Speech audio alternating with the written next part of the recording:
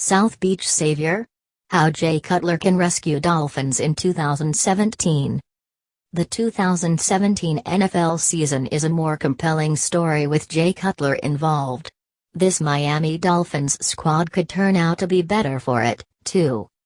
Like a grizzled film anti-hero dragged out of retirement for one last job, the appeal of working for old boss Adam Gase one more time was too perfect for Cutler to pass up. NFL Network insider Ian Rapoport reported Sunday that Gase would not take no for an answer from a waffling Cutler, who was looking forward to a broadcasting career and more time with his family. Those goals will have to wait, as Cutler gets one final chance to prove he cares. This is not the plot twist that Gase or Ryan Tannehill were originally hoping for.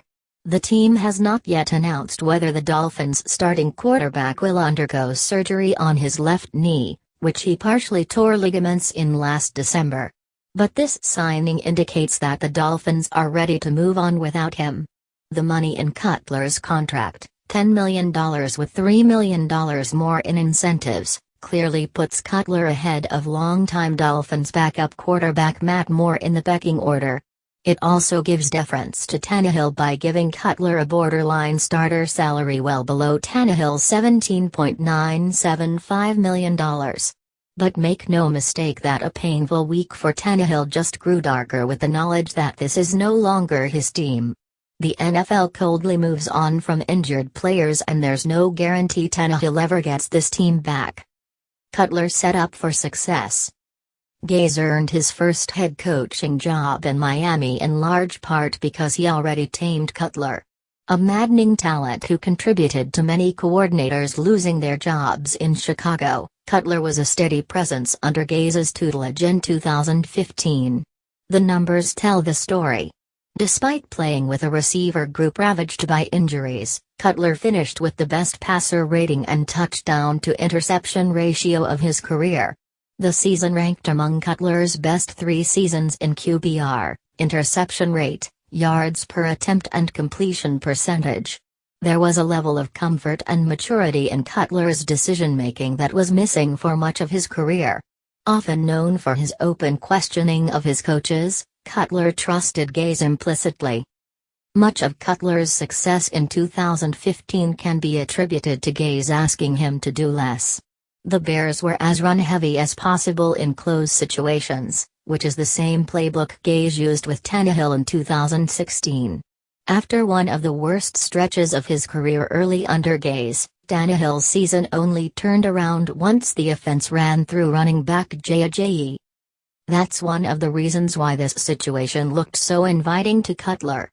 Not only does he know the system, he knows that he'll be propped up by a deep and promising young skill position group.